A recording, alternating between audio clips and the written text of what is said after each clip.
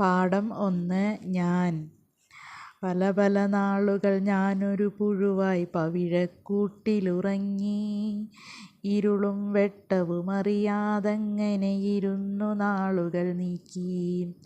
അരളിച്ചെടിയുടെ ഇല തന്നടിയിൽ അരുമക്കിങ്ങിണി പോലെ വീശും കാറ്റത്തിളകിത്തുള്ളി വീഴാതങ്ങനെ നിന്നു.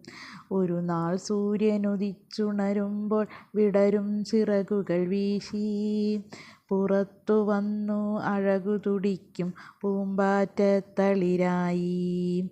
വിടർന്നു വിലസും പനിനീർ പൂവിൽ പറന്നു പറ്റിയിരുന്നു.